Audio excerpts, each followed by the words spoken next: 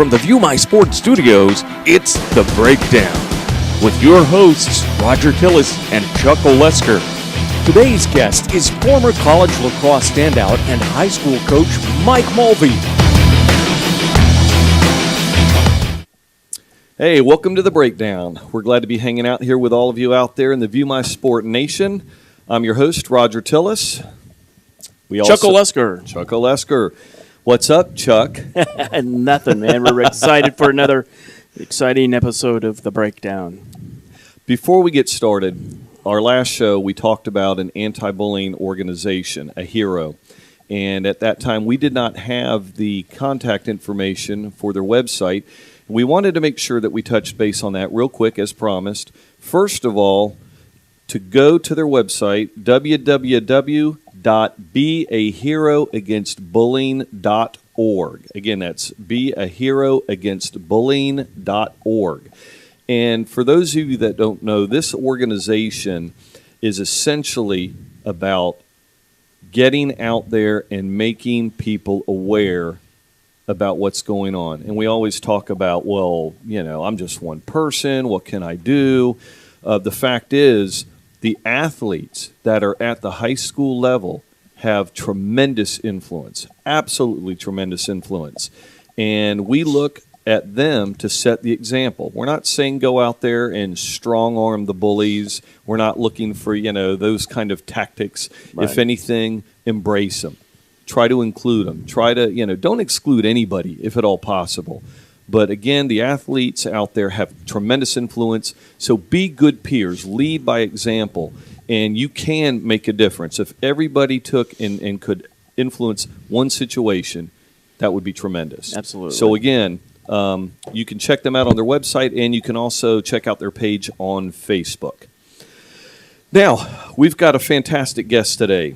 We have Mike Mulvey. He's a former head lacrosse coach at the Bull School in Jacksonville, Florida. He led the Bulldogs to the state playoffs back-to-back in 2010 and 2011. He played his collegiate lacrosse at Fairfield University in Connecticut, and in 2011 was voted the North Florida Lacrosse Coach of the Year. He's currently an English teacher, still with the Bull School, and assists in the lacrosse programs. And we like to thank Mike Mulvey for taking the time to come out and be on our show today. Thank you guys very much for having me on your show. I'm looking forward to it. Nice discussion today, very much so. And I tell you, I got to say, right off the bat, kudos to you and really any coach that also is teaching. Because, you know, I mean, as a coach, and I've been there. I've been the parent. I've been the good parent for all of you out there. I was not the one yapping in the coach's ear for my son's playing time and things like that. I wasn't running to the administration. But I like to sit back and observe and enjoy the time. The coaches have it tough, period. The coaches that teach, I don't even know how you do it. Teaching alone is a tremendous responsibility, and it's dictating your time. You know, you've got to teach, you've got the papers, you've got the conferences, and God forbid you want to pursue something which I believe, like, if I'm not mistaken, Mike, I mean, you are very much into the literary aspects of English. And now, are you trying to write a book or something of that nature? What? Tell us about that. I think all English teachers like to write creatively and recreationally, and I'm definitely a recreational writer. And it's funny that you mentioned the teaching and coaching combination. This is the first year I am teaching and not coaching at the high school level. So I was able to go to a writing conference in Boston, Massachusetts a few weeks ago. And it was amazing to be able to do that, and I really enjoyed it and look forward to more conferences and developing my skill set as an English teacher in ways that I haven't been able to because I have been coaching and teaching at the same time. Excellent. Now, so at first, you know, it's almost like the guy that retires from the NFL. He starts wandering around the house, you know, driving the family crazy because, you know, there's nothing to do. I mean, is there a small piece of you that misses it, or are you still involved in lacrosse in some sense? It's funny that you say that because my wife claims I'm busier now than I was coaching high school at Bulls. Nice. I've been active with the Creeks lacrosse program for a great number of years. I have 4 children. My oldest, Connor, is 11. Wow. Jack is 9. Patrick is 7, and Molly is 4. And all Connor, Jack, and Patrick play. and I helped start the developmental program at the Creeks Youth Lacrosse Program, which was kindergarten through third graders, and it's expanded. And now we have a U7 level, a U9 level, a U11, U13, U15. And I help very directly with U7, U9, and U11, and also a little bit with the U15. So just for example, on Saturday, I had a lacrosse game at 9 o'clock at Davis Park. And then my son Connor had a lacrosse game at 1. And my son Patrick had a lacrosse game at 1:30. I helped out with the U7 scrimmage around 3 o'clock while my wife was with my son Jack, who was back at Davis Park for 2 more lacrosse games. So I was pretty much out of the house from 8 o'clock in the morning until 4:30 in the afternoon. So I'm definitely busy and active in the lacrosse community, and it's a fun level to be involved in, because 7-year-olds, 8-year-olds, 9-year-olds, are the smiles on their faces and the things that you can just enjoy coaching them and watching them develop and grow, and it's been a great experience. So I'm definitely still coaching, and in a lot of ways busier than I have been before. Good. Now, I'm kind of curious, who's harder to coach, teenagers or the youth league? I think with the pressures that come along with a high school varsity experience, high school would be harder in that regard, because there is a real emphasis on winning and losing, and how well you do in the state playoffs and your district record and so on and so forth. I used to always, when I was coaching both high school and youth at the same time, it was a tremendous release to go to the first and second graders after having coached the high school guys, because there's not as much pressure. You know, if you're trying to get ready for a game, you need certain things have to happen a certain way, and you have to really keep doing it until you see what you like. With the younger guys, it's okay if they drop the ball. Sure. You know, that really doesn't matter. Learning experience, yes, right? You're not going to cost a key goal at a key moment if you forget one portion of something, and so it's definitely it can be frustrating with the attention issues which come up with 7, 8, 9-year-olds, but from an overall just relaxed environment, I mean, you have to approach it with that sort of this kind of air of just being relaxed and laid back, and Make it fun, Right. and a lot of humor, a lot of joking around, Sure. and a lot of water breaks. You know, Hope the ice cream man doesn't come around the corner, because there goes the team. You know, Right. Well, we try to pull that in. We had for my U9 team, we did a hippity hop scrimmage the Saturday before Easter, where we had a lacrosse Easter egg hunt, where Nice. they were only allowed to get 1 egg at a time in the lacrosse sticks, and the older siblings and coaches were all playing defense to make sure that they were only getting 1 egg at a time. And it was an intense 15 minutes. I mean, they were my son Jack and my daughter Molly hid them all over the field, and they were only allowed to get 1 egg at a time. So I mean, they must have run about 400 yards in 10 minutes trying to get as many eggs as they could. Probably ran more than if you tried to get him to do sprints. Absolutely. Yeah, that's right. It was a fun way of giving them a workout around the holiday. Nice. Now here's the $1 million question. Okay, who's worse, or maybe I should use the positive aspect. Who's more fun to deal with, the parents of the junior kids or the parents of the high school kids? That one, I think, just in every corporation you have, people are people. I think in every athletic experience, people are people, and there's tremendously helpful, supportive parents that are in it for all the right reasons, and there's always, I think, in any element, anywhere in society, going to be some people that tend to be more self-interested and very focused on how much time their son is on the field, how many goals they're able to score, why weren't they being given the ball more, frustration over, certain ways that we're trying to teach defense, maybe not being aggressive enough, and their child is physically developed and can handle that, or, we played a team that was a little older and we lost by a large margin, or whatever those circumstances are. So I think there's a lot of parity regarding that. I think the benefit of being in where we are on the youth level is that we have a chance to sort of educate parents about what they should be looking at, what they should be looking for when they go to a lacrosse game, and sort of help set their expectations as their child gets older, so they're not putting them in situations where they feel like they've got to go out and score 8 goals, or else they didn't do a good job. Sure. Or something like that. Sure. Well, and you touched on a key point. I mean, I'd like to think of myself as a sports enthusiast, more of a purist. Growing up, I don't think I even heard the word lacrosse, except I think they named a car some sort of Buick. I mean, I had no idea. I mean, and then as I started hearing about lacrosse, I was thinking, cool, guys running around sticks beating the crap out of each other. I mean, that was the extent of my knowledge. And it's funny, actually, because you were the one to educate me about lacrosse when I very first started the research and development aspects of ViewMySport.com. Lacrosse was one of those obscure sports that, in my mind, and I knew nothing about it. And you were tremendous in educating me. And so I would think that, yeah, with the parents, that's probably half the battle. If you can get them to get a grasp of what they're watching. This isn't soccer. This isn't basketball. I mean, it's a combination, it seems like, a lot of the sports. But the fact is, if they can understand it, that's where half the battle is won. Absolutely. And I think the reference he made to the cars is funny.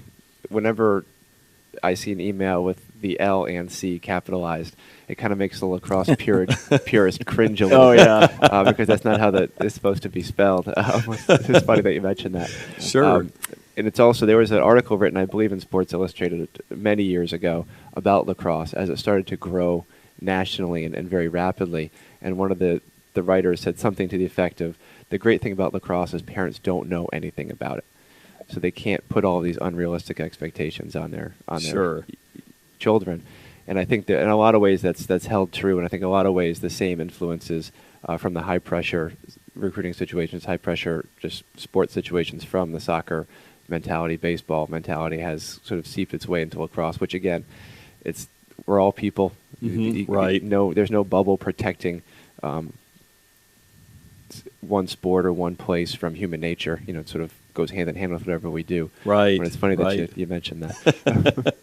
Now let me ask you, I mean, again, you've stepped out of coaching, and it's really funny. I was sharing a story with Chuck before we went on air, and I was talking about the first lacrosse game. I was on the sideline watching Bulls play, and of course I was pacing the track with my camera trying to get pictures, and I still to this day don't really understand the rotation. One of these days I'm going to have to go out and you're going to have to explain it to me. But I was watching, and all of a sudden I hear this just blood-curdling scream behind me, and I turn around, and there's a little toddler with his stick, and he's sprawled out on the track behind the bench. And in the middle of the game, you ran over there and picked him up and brushed him off, and patted him on the behind. And there's Mom with, the other, the rest of the horde. And I thought to myself at that time, you are a bloody saint because of the fact that you're teaching, the fact that you're out here coaching, and you've got the family out here supporting. But I'm thinking, to sacrifice your time when you've got kids that are at that stage. I mean, that just had to be so difficult. And so to see that now you're able to spend more time, even though a lot of it's still on the lacrosse field, but it's with the kids. I mean, that's tremendous. I mean, and it was a grand sacrifice. I mean, at what point? That was 2-3 years ago. At what point did you finally kind of go, all right, I know you just stepped down this year, but I mean, at what point was it really starting to get to you? It crept up, I think, as I do have 4 children, which there's a lot of time management and shuffling of schedules. You just wait until they're older. and regarding sainthood, my wife Teresa is an absolute saint. She keeps a master schedule for our family. I don't know how she keeps us all organized. I'm very fortunate to have someone who's allowed me to sort of pursue coaching the way I have, and we have a wonderful family. And it definitely crept up along the way. I think the season was always the season, and it had a begin date and an end date. You knew when your games were, and we can coordinate schedules for the most part where that she could bring the kids to some games and so on. And then some of the Bulls students were great about just sort of enjoying running my children around and making sure they're okay. And as more young kids started to go to our games, they'd have friends there, and they'd become kind of social environments and so on. It was really the off season that started to just exponentially become more cumbersome, I guess, where it used to be a few weeks at the beginning of the season, a little bit over the summer, where we get together and run a little bit, and then it became the off season was more important than the actual high school season, and the time commitment there didn't really allow me to do some of the things I really enjoyed, and really started to put a strain on me as a teacher. Because again, the season always has a start date and an end date. I can kind of plan for that. So I'm not going totally out of my mind in the middle of lacrosse season, getting ready for districts and what have you, and trying to teach. But when you're doing it year round, it becomes just one thing's too many. And so I think at the end of last season, and really for the last couple of seasons, it just seems like it was one more week here, one more month there, one more trip here. And I was like, you know what? Family's far more important, and I want to be able to share their experiences with them and see them play, and not devote so much time, selfishly speaking, not devote so much time to other people's children, but really start to enjoy my own, because they're growing up fast. Sure, and they're going to stop playing new sports awfully soon, and that'll be a lost experience if I don't take advantage of it now. I mean, my daughter Molly's 4. We're going to be doing soccer next fall, and my wife and I are having a very humorous debate about who gets to coach. So we're, that'd be an experience I'm sure I wouldn't be able to do if I were still a head coach, because there's such a fall commitment now as a high school lacrosse coach. So I'm very excited, really, for that opportunity with Molly, and she's looking forward to it. She's kicking a soccer ball around because she sees her brothers play, and now she gets to do the same thing. Right. And, Nice, keeping up with them. Yeah. Excellent. Well, and it's not like you're not having an impact on the student athletes' lives. You're still in the classroom. Correct. You're still making sure, really, in my opinion, you're coaching the most important aspect of a student athlete's life, which is the student aspect. Absolutely. And that's huge. And we'll get into that a little bit as we progress with the show. Just curious. I mean, if you're looking ahead and you figure, okay, the kids are older and they're up and out and doing whatever, potential coaching position again? Are you thinking it that way, or is it just see what happens? That might be time to write that book, honestly, about all that transpired to get me there. Nice. So we'll see. A little memoir. Something, maybe a blog or something. I don't know. But yes, I've always thought about that.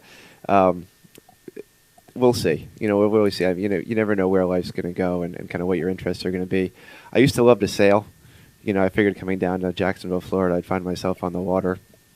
The closest I get is swimming at the beach. So, there's a lot of potential on the horizon. You don't take one of those rowboats out of the boathouse there and get out on the river? Oh, yeah, the crew boats. Yeah, that might be a little too much exercise. That's way too tiring. Sails and wind. There you go. Now, it's funny. We were trying to dig up some dirt on you. We wanted to find out what kind of lacrosse player you were.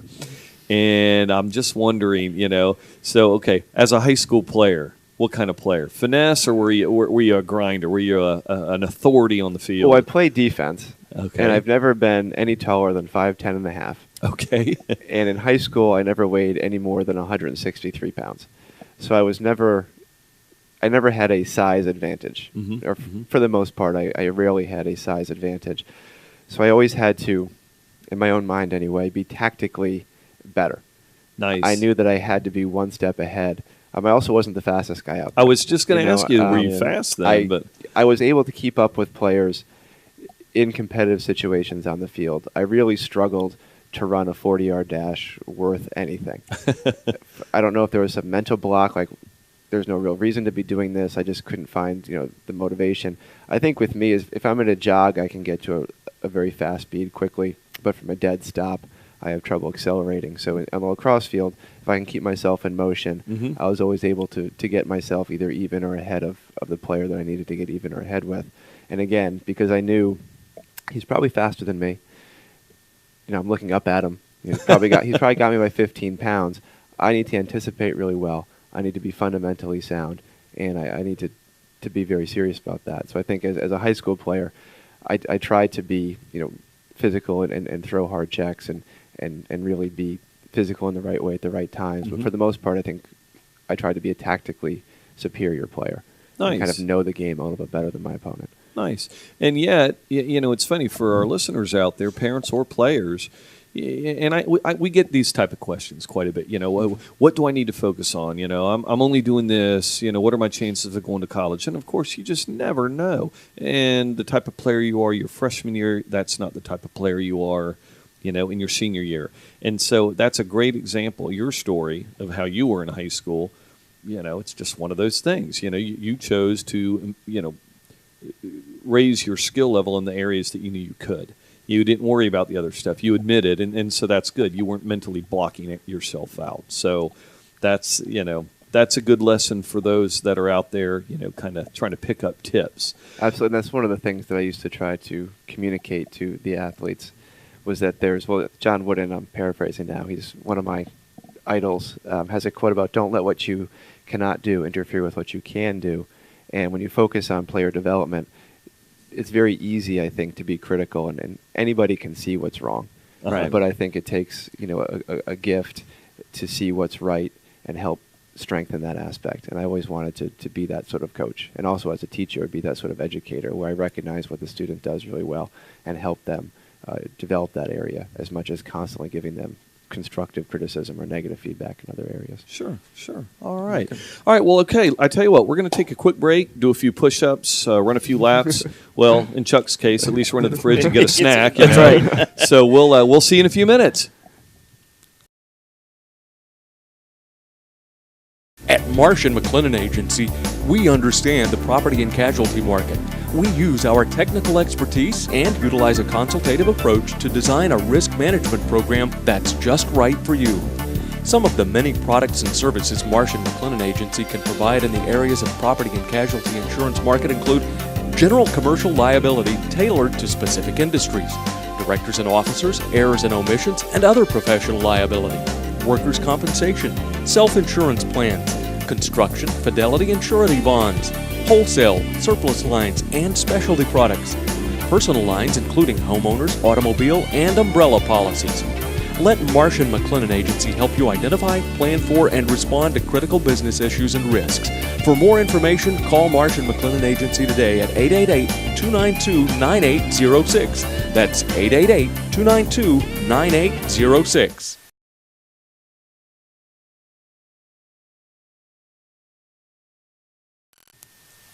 All right, we're back, and if you're just joining us, we have Coach Mike Mulvey, lacrosse coach, in the studio with us today, breaking things down and getting into their sports specialty, which, of course, recruiting, laying some knowledge on you that will hopefully help with where you're at in sports or academics or, of course, the recruiting process. It's funny, during the break we were talking to Mike, and we happened to notice he's got a lovely tie on with the lacrosse sticks. Very cool, very apropos for the show today. Thank you for considering us when you put your ensemble together today. My pleasure. I got to get me one of those. That's actually pretty cool, I got to say. All right, I'll tell you what, before we get going, it is time to recognize our ViewMySport.com Athlete of the Week. And the Athlete of the Week this week, congratulations, goes to Brent Gordon. Happens to be a lacrosse player. Matter of fact, he is goalie, and he is with Mandarin High School right here in Jacksonville, Florida. Not only is he the goalie for the lacrosse team, but he is also the goalie for the soccer team and the punter for the football team. He is of the class of 2015. Now get this, the kid is 6'3" and 185 pounds already. And I'm thinking, kicker for the football team. What in the hell? That's, put that guy on the end or in the linebacker position. Hey, coach at Mandarin High School, listen up, brother. All right? Let's put him where he belongs. That's right. Anyway, congratulations to Brent. Outstanding student. Just remember, keep doing what you're doing and enjoy the ride because, brother, it will go quick. So you can catch Brent if you go to www.viewmysport.com. You'll see the Athlete of the Week. You'll see Brent's fine picture. Click on it, and you can see his complete profile with his highlight video, et cetera, et cetera. Wink, wink, any college coaches out there, you know who to check out. So, anyway, when we took a break, we were talking to Mike Mulvey. We were getting into some things about his high school, prowess on the lacrosse pitch. Field, whatever they called it, pitch, field? Field. Man, I thought I was going to be technical there. And he brought up a really good point, and that is that, he, as a player, recognized his skills. He also recognized his weaknesses. He didn't worry about trying to become what he knew that he couldn't be. I'm sorry, but, you're only going to be so fast. You're only going to be so heavy, so tall. You can do only a little bit to change that. When it comes to lacrosse, of course, the skill aspect is tremendous, and you can work very hard. And Mike is a great example of the guy that said, hey, I'm not the superstar, but by God, I can try to be the best technically. And that's what took him from the high school level into the collegiate level. Today, I know that there are athletes who, in other sports, not just lacrosse, but the fact is, they would be at that point, well, if I'm not a superstar, to hell with it.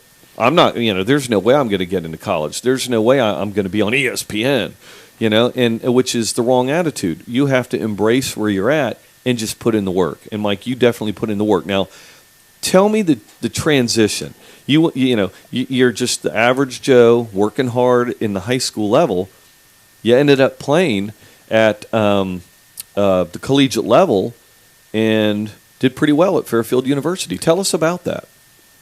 The transition for me, well, one, when I picked Fairfield U, it wasn't just lacrosse. And I think that's an important point, too, for any student athlete who's picking a school. You have to see yourself at that school, not playing, and be comfortable with yourself there. The transition, the time commitment quadrupled. The time of practices were much different. We'd practice in the early morning. We'd practice in the late evening sometimes. The travel commitment, the hours per week, trying to balance all that with school was a much greater challenge. The skill level was obviously much higher. It can be difficult for athletes who are used to being the best at what they do to be around lots of kids that are the best at what they do. And that's all those things were kind of part of the transition from playing in high school to playing in college. It's a tremendously fun experience, and regardless of whatever level a student athlete can play at, I believe having some connection to a sport in college is fantastic. I think it's a good thing. It's a healthy thing for the kids for the young men to be doing, and for me, it was a very good experience. Excellent. And you bring up a good point, and we preach this. I mean, with View My Sport, our message is to be prepared to excel in the academics, in the social aspect, community service, the sport. I mean, the whole package. And you bring up a real good point, because out there, the message just simply seems to be sport. When you go to college, that's a serious change, as we've heard from other athletes who have experienced that. The fact is, you better know your environment. You better know, like you said, when I'm not playing, what am I doing? Where am I hanging out? What's the crowd like? The social scene, the classes, the teachers, the size. There's so much to consider, and we really do preach that message to the kids out there and to the parents who are supposed to be guiding them. It's not all about just sport. Now, yes, if that's where the scholarship's coming from, there's a lot of focus there and excitement. But when the smoke clears and practice is over, assuming that you actually get some downtime, I mean, you have to fit in everywhere else as well. So you got to do the research. Really take the time to do the research on the school outside of the athletic program. But great information, and just like high school, the sports is a tremendous, time-consuming, social, physically. I mean, it just gets you everywhere, and it's a great experience. And to be able to take that into the collegiate level is and even if you go to college and you're in intramural sports, I mean, compete. I think that's the thing. Compete, challenge, and make yourself just a better person. So very good. Now, let me ask you something. When you played at the high school level, the recruiting today, and it's real prominent in football, even when they have National Signing Day, and that's supposed to encompass other sports, but it really seems like football.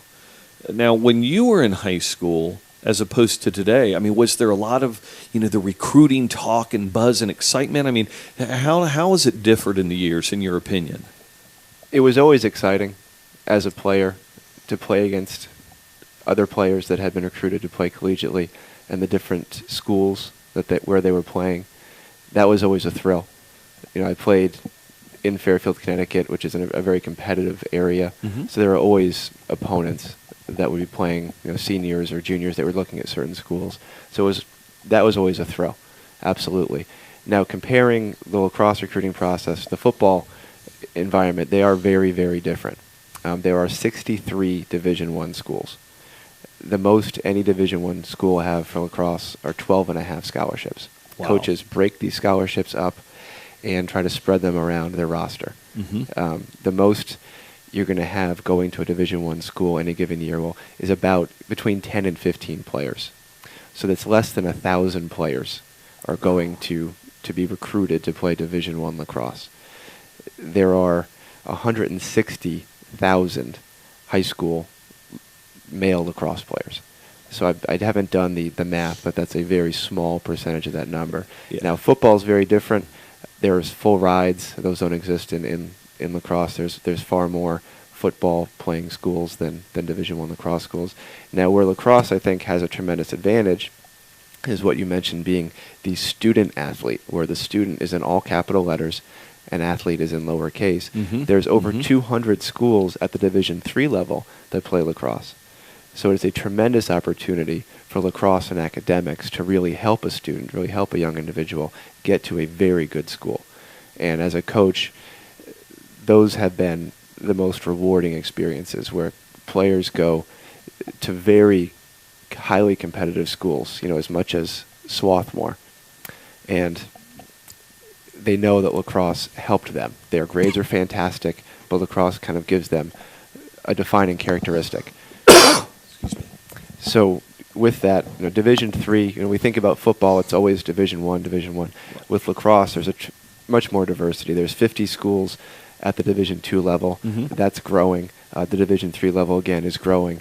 And again, as a student athlete, Division I is a small piece of the collegiate lacrosse pie. So please don't restrict your options. Don't think because you didn't make an elite team as a freshman or a sophomore, you're out. There's plenty of opportunity if you really want to play to most likely find a school that you love and you can play the game that you love. Nice. Let me ask, Mike, that typically with college football, there's a stigma being tied to, playing for an SEC school or a top name Division I school. Obviously, and we know that football has more opportunities at various levels. The Pac-10, the Big East, and things. Do we see in lacrosse, is there the stigma that kids, boys, I guess now girls too, do they want to play for the St. John's, the Dukes, the top name programs like that, or for kids who want to play collegiate lacrosse, do they really care that they play for a Division III school? I mean, again, there's that stigma on it's a Division III school. Is that, you find that, for that level? Or You can find that where there are individuals, families that feel it's Division I or nothing, that there is no Division III option. I think that's where, as a youth coach now primarily, educating the parents becomes so important. Because once they realize how many great schools there are out there with lacrosse programs that their child has a chance of getting into and being successful at, they do tend to change their attitudes. But absolutely, University of Maryland, Syracuse traditionally, University of Virginia traditionally, Duke. There's a great many sort of name schools in lacrosse that everybody wants to play. Everybody wants to play there. Right. That being said, there's been newer schools. Jacksonville University is a great example. Furman, I'm going to be varsity next spring, that attract kids that really just want to play. Right. That know they're freshmen, and they're high school seniors, and this is a great opportunity to have an open slate, a clean slate. They can maybe get 2-3 years, maybe 4 years of really great playing time as opposed to 1 or 2. And it also provides an opportunity for players at these other established schools who maybe aren't playing to transfer. JU's first goalie was a goalie at Hobart, and he transferred to Jacksonville University, and he ended up playing in the North-South game, which is a very prestigious honor given to seniors. Sure. And he may not have had that opportunity had he stayed at Hobart. So the more the game grows, the more opportunity there are for players. And as a parent, I think that's the best lens to see this. It's not about the scholarship. It's not about the Division I signing. It's really about the opportunity to continue to play lacrosse and have it fit very well with the school. Okay, good. Yeah, and just to expand on that a little bit too, the aspect of NAIA. A lot of people don't even. It's amazing how many people don't even know about NAIA. How it is the small school NCAA, and in other sports, there are full rides, but like what you were talking about, across the board, it's not common to have full rides. They're potentially out there, but they do the same thing. They break it down because their budgets are very small. They have the academics to pull from. So they're looking, gosh, you got a 3.5. Believe me, we'll pull the money from here and there and get you a full ride if that's if that's what you're looking for, and if you're that type of student athlete. So you're right. I mean, grades drive, in my opinion, especially today. It didn't used to be that way. I think that in the past, I mean, if you were a stud, you were a stud, and that got you through the doors. Today, well, now they're starting to look and see, well, there's a lot of good, skilled individuals, but they also are very good in the classroom. They're going to stick around for a while. And so that's sort of the tiebreaker. So that, and which is fantastic. And again, if you can find those programs, like you said, if you're not concerned about the D1, if you're not concerned about, I got to be on ESPN or whatever the case may be, you just want the opportunity to play, to compete, and get a good education. There are a lot of opportunities out there across the board. Right. So, all right. Tell you what, great stuff from our guest, of course, Mike Mulvey. When we come back, we're going to break down a few other issues having to do with collegiate and recruiting in lacrosse, and we'll take it from there. We'll be right back. The goal at Marsh & McLennan Agency is to present you with risk management solutions that offer smart ways to cut costs while still providing quality. Some of the many products and services Marsh & McLennan Agency can provide in the areas of employee health and welfare include evaluate benefit providers based on premium levels, plan design, and network match. Negotiate with group medical, dental, vision, long-term disability, and accidental death and dismemberment providers to bring you a quality plan at a reasonable cost. Enroll employees and their dependents into available benefit options through the use of traditional enrollment, online enrollment, or a combination. Employee assistance programs, and human resource assistance and consultation. Let Marsh & McLennan Agency help you identify, plan for, and respond to critical business issues and risks. For more information, call Marsh & McLennan Agency today at 888-292-9806. That's 888-292-9806.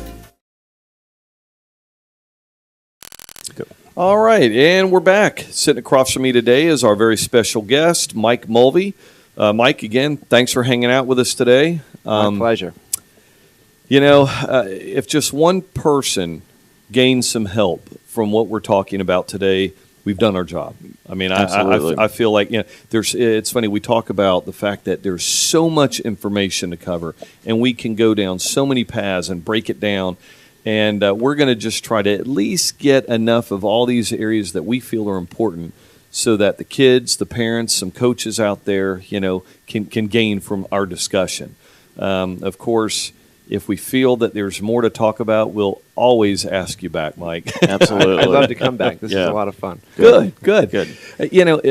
Before or during the break, we had a discussion. We were talking about, the talent levels and how small schools are becoming more prominent. And, it's funny. I get into this talk a lot, and it sort of stems to what we were referring to where, small schools give opportunities. Well, the stigma of, the competition is ratty, and, I'm not going to get really that type of challenge. Well, what people have to understand, lacrosse, just like football, just like baseball, just like basketball, and every other bloody sport out there, the fact is more and more kids are playing at the junior level, at the high school level. There are only so many places you can go to play. So what happens if you've got 5 scholarships and you've got 20 players of all equal talent, well, not all 20 are going to go to the top level. Some are going to be left out looking in. So, what we're seeing now is we're seeing that the talent is starting to trickle down. The perfect example, take football. University Central Florida. I mean, it was not really considered when you thought of football. Well, today, now, I mean, look at some of the talent that's gone to UCF. And now you're hearing FAU and some of the, people are excited because Stetson is bringing back the football program. Well, that's good. I mean, I'm sure they are excited that they're getting football. But from a player and parent standpoint, they're thinking, great, here's another school with opportunity. And they're getting tremendous talent. We're seeing that, the kids from Liberty and from Union and going into the NFL. Right. So when you're starting to kind of shrug your shoulders when you're thinking of small school, even junior college is becoming more and more of a factor as far as an opportunity for the athlete, the student athlete. So don't be so quick to shrug your shoulders and feel that you're second rate.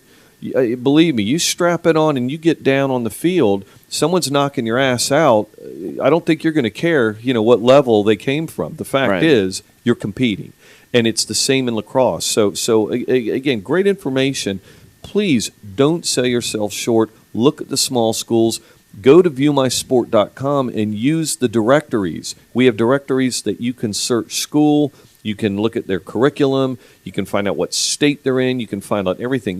Do the research and really look at everything. Right. So, all right. So we're going to jump right back in. We've got a lot to cover. So we were talking about this, and I want to expand a little bit. Now, as far as the college coaches, they're looking at the players at the northern schools. They're looking at the players in the southern schools. It used to be, if you didn't play at a northern school, because let's face it, again, lacrosse in the South wasn't heard of very much. Now, you touched base on, social media and all of these outlets. What's the environment like now from a recruiting perspective from the coach? What's going on?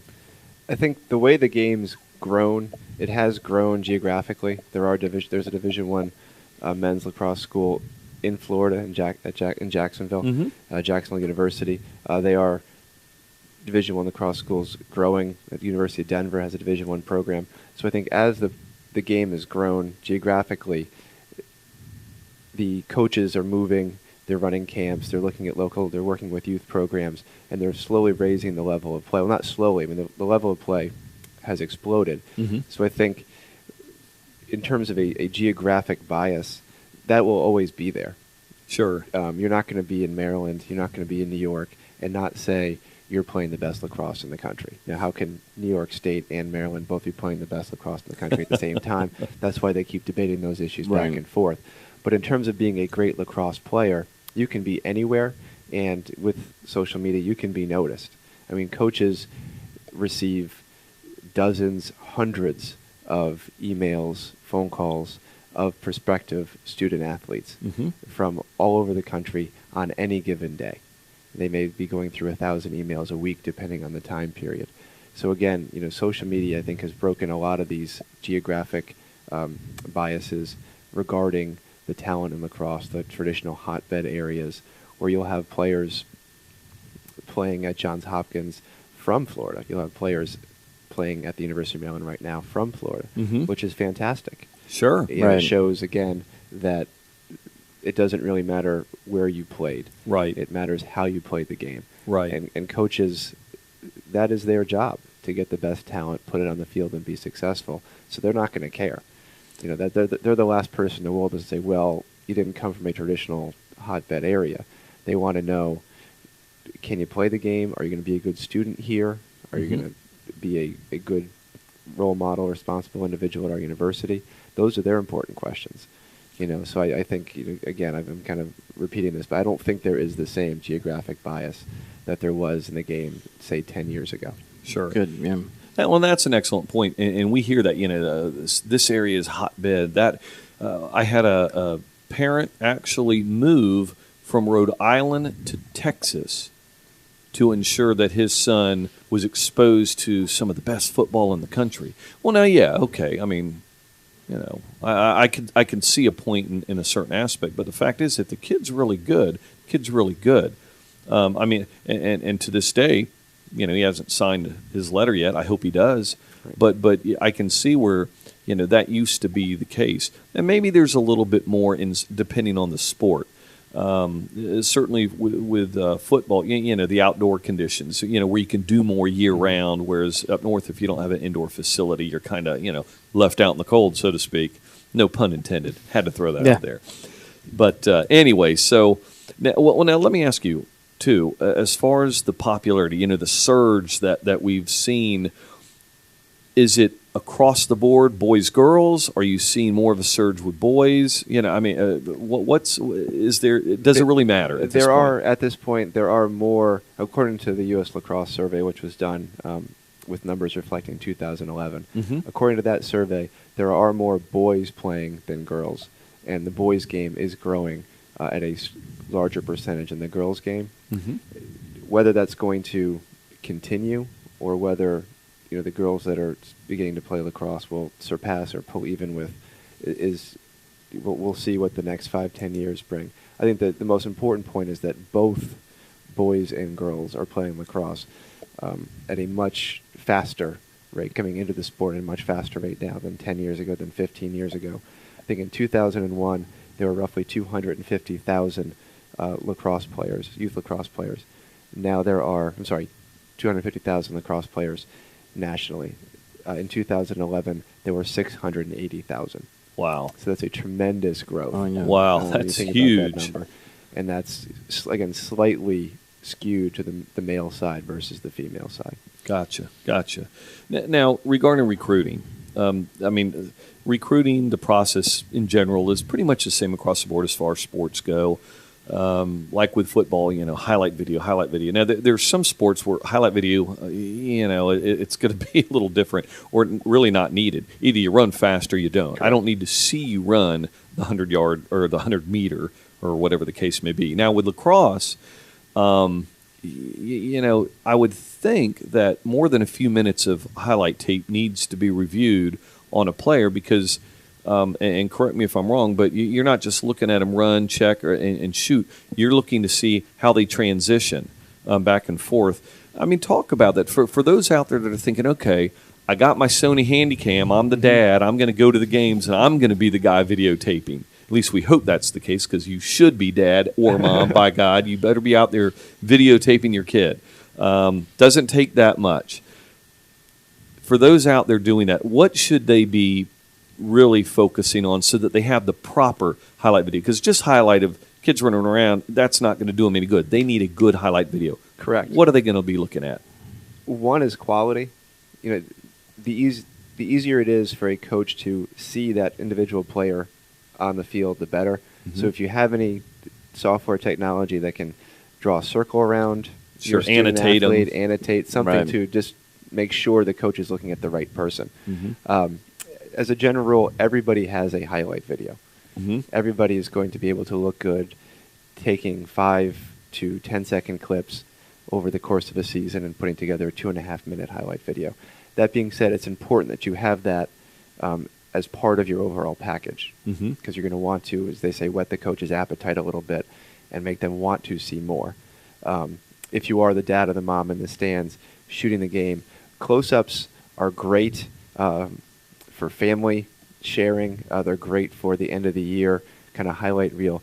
But wider angle, if you can, again, differentiate your player, is the best because that way a college coach can see how a player behaves when they don't have the ball. Right. Sure. Both on offense and defense. Are they hustling?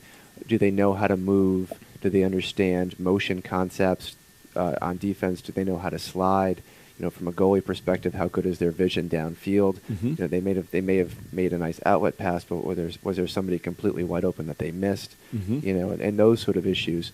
And coaches really want to see, as you mentioned, guys hustling and guys that can scrap. So if you have a player who's really good at getting ground balls, that is something to include.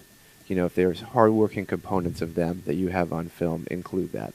And there's a great many sort of links to things that different college coaches want to see per position, where if you're an attackman, there are certain things a coach wants to see, defenseman, midfielder, goalie, etc. So those are good things to know as well when you put your highlight video together.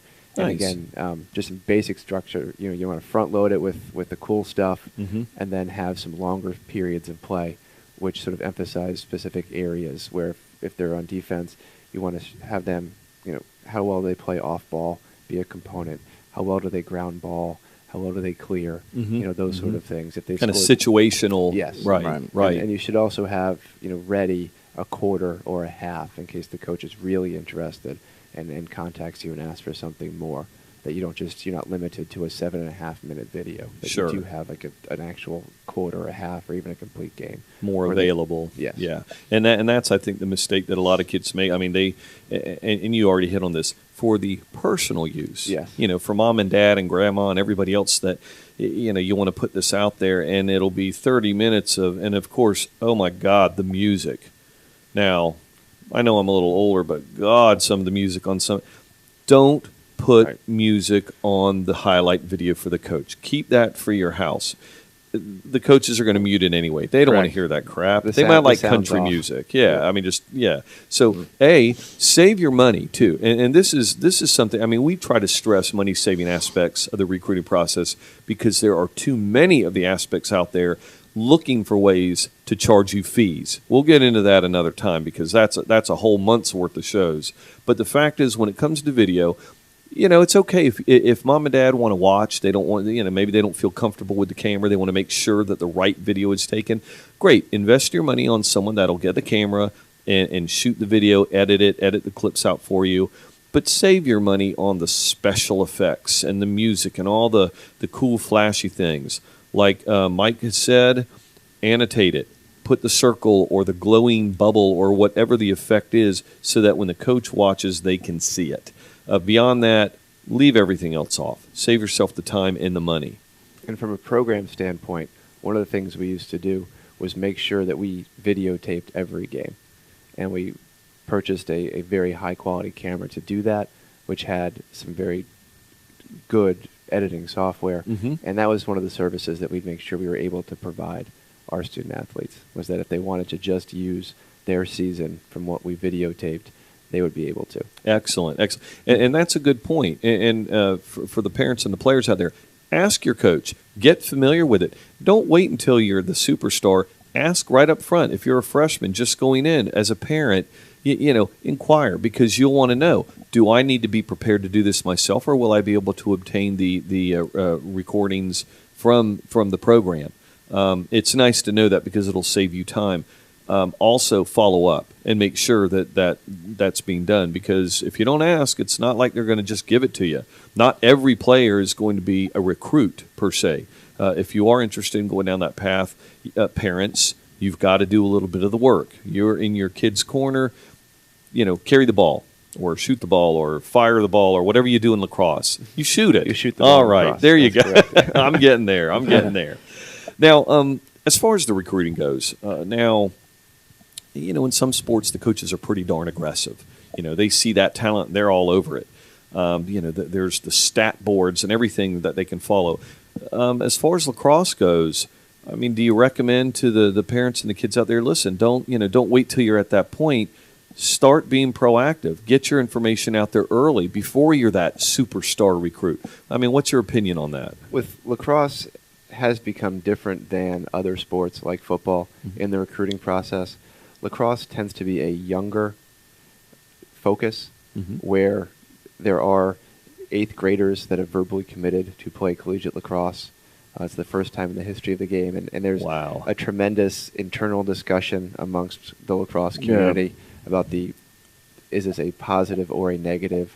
It seems like, and being at Bowles, I am around a lot of high-profile athletes, and the higher-profile athletes all say they're going to wait. And it seems to be the trend that the better you are, the longer you wait, because you have that ability, and you want to make sure you make the right decision. And it seems like with lacrosse, there is a great deal of pressure early on, now even earlier on, where it was that, sophomore was verbally committing. Now we have, 9th graders, 8th graders verbally committing. So in terms of a parent, it's very difficult, I think, to make sense of that. What do you do if if your child's in 6th grade and they want to play collegiate lacrosse? Does that mean if they haven't been picked by the time they're 16 or 15 or 14 that they're out of the equation? And that's definitely not the case, as we talked about earlier. There's a great number of schools benefiting from the early recruiting, where you can be the tallest player on your basketball team as an 8th grader. Sure. And not be tall enough to play guard by the time you're a junior in high school, because everybody else grows faster than you. And that hasn't been fully accounted for, I think, in the recruiting process. But as a parent, you do want to make sure you're setting realistic expectations with your child, that you're not pushing them too hard. Mm-hmm.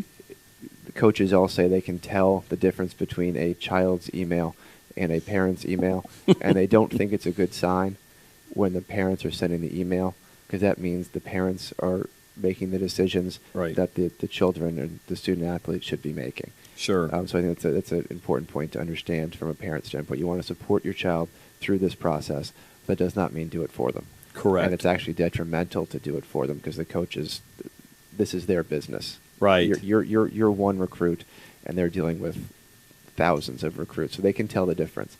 From a playing standpoint, it's important that the player is having a good experience.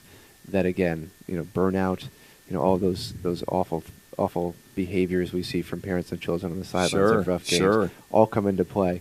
But yeah, it's important that it's a positive, so the child can develop healthily in the sport. And if they do that, if they just stay with it, again, the game is growing. Mm-hmm. And if you take away the Division I stigma, they will have an opportunity to play.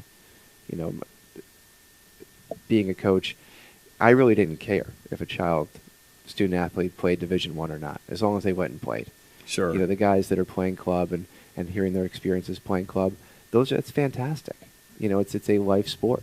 Right. You want to play lacrosse as long as you can, and you don't want to say, well, I didn't make it to a Division I program, so forget it.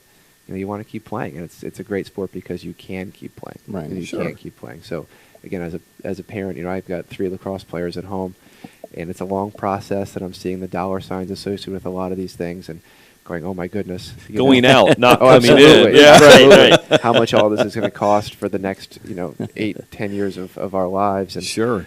just stay focused. If it's something your child wants to do and they're really serious about it, they will find a great opportunity. It will be there if they want it, and if they're not discouraged and pushed to the point of hating the sport. And that's really the sad thing, because you see it a lot in other sports. Right. Where you ask one of the better players on a team, well, don't you just love playing that sport? And they're like, I hate it. Oh, I can't excellent wait to stop, point. Right. And that's, I think, a disservice to everybody. Because Sure. that's not what sports are supposed to be about. Well, it does them no good. I mean, you get to that point and it's just shut down. All right, tell you what, I'm going to grab a beverage. Let's take a break, and when we come back, we'll get back into some of the information, and we'll wrap up and see what your parting wisdom for us will be. All right, thank you. Hey, thanks, Thank Mike. you. Through the strength of our management team, our geographic presence, and our world-class value-added services, the Marsh & McLennan Agency provides public and privately held companies with risk management and employee benefit insight that helps enable you to flourish in this ever-changing and competitive market. Let Marsh & McLennan Agency help you identify, plan for, and respond to critical business issues and risks. For more information, call Marsh & McLennan Agency today at 888-292-9806. Hey, welcome back to the Breakdown, and thank you, View My Sport Nation, for tuning in. We've had an outstanding show today with Mike Mulvey. Thank you very much for being here, Mike. Yes, You've Mike. been in the house. Mike, I got to ask you, what is the one big piece of advice that hovers at the top of your list that you want to share with all of our, young athletes, parents, anybody who's out there just, needing that information? What knowledge can you drop on us? Well, as a parent of 3 lacrosse players, as I mentioned before, who may have aspirations of playing collegiately, I think about this a great deal. And from a student athlete perspective, I've mentioned before, don't be discouraged and don't limit yourself. And make sure the education in the school comes first. There are so many opportunities to play lacrosse. Even if the school you want to go to doesn't have a lacrosse team, there's probably at this point a club lacrosse team in that area. Right. That you can Good play point. on. Or there's probably a half dozen or 24 guys even on campus that would love to start a club team. So there's tremendous opportunity beyond those 63 Division I schools to play. So make sure you are focusing on the really important aspects of your life, not just the lacrosse, the education, social relationships, making sure you have decent summer vacations, you're not going from one tournament to another every weekend, those sort of things. Mm-hmm. As a parent, you mentioned this before as well, this is a financially terrifying process. where Good point. airfare, hotel rooms, club dues, fees, equipment costs. I mean, look, I play defense, and now if I were to break a shaft, in high school, it was like $60. Now it's close to $200 to replace that. So the equipment costs can add up very quickly as well. So from a parent standpoint, make sure you educate yourself. And I just want to say a huge thanks to you guys for viewmysports.com and that overall message of having a place where parents can be educated and understand the process. Because so many parents find themselves getting in when their child's early and having fun. They get caught up in the hype, the excitement. They're on a club team. 4 years later, they've spent thousands of dollars. They're not quite sure if their child's going to get recruited or not. And they're going, whoa, I can't believe all that time's passed by, and we've been going from one tournament to another. So from a parent standpoint, please make sure you get very educated, have realistic expectations. Don't be afraid to ask questions. You're paying money to these club coaches. No coach should be afraid to answer questions. Right. Even about playing time, that's always kind of a buzzword. You don't want to talk to coaches about playing time. Of course you do. A coach, we had a list of skills, of characteristics that we were looking for in players, and I had no problem sitting down with a parent and talking about, where their child ranked regarding those skills. And, most importantly, there's nothing wrong with a student athlete if they don't have the skill sets to play Division I. Sure. It doesn't mean they're somehow deficient. Good point. And I think a lot of times on the sidelines you can hear parents just berating, what they perceive as a deficiency in their child. And there's nothing wrong. And probably 9 times out of 10, they just haven't developed that skill yet. Mm-hmm. So be realistic. Don't be afraid to ask questions. Talk to these coaches, ask them why they're going to one place, how they determine playing time, all of those things. And understand this is supposed to be a fun game. This is supposed to be a fun process. We're supposed to be laughing, before the game, after the game. The car ride home shouldn't be a dissection of that child's performance.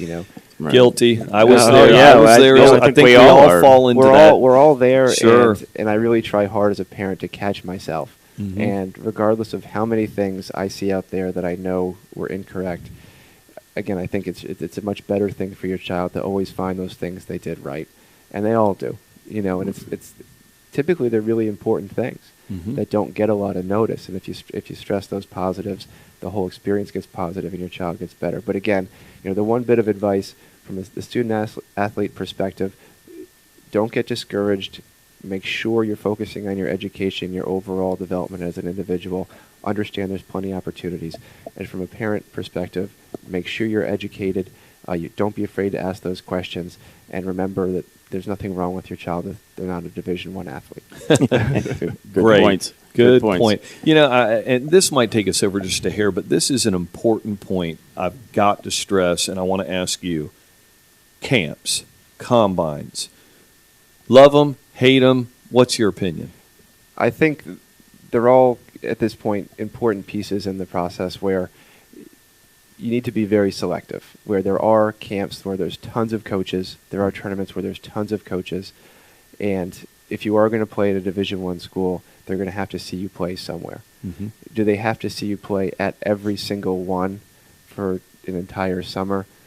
Probably not. Thank God. And I think that's where asking questions is important. By the time you are communicating with coaches, those are great questions to ask. We're trying to figure out which camps we should go to, what tournaments we should go to. Mm-hmm. We're thinking about this one. Will somebody from your staff be there?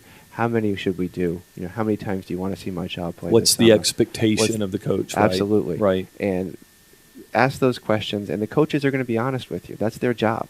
They are representatives of their university. I had a recruiting experience a great number of years ago where we were talking about an athlete who was getting recruited to play at a school, but then the assistant coach at the time I was talking to asked about a few other players, and I said, I really don't think these guys are as gifted in lacrosse as the other player.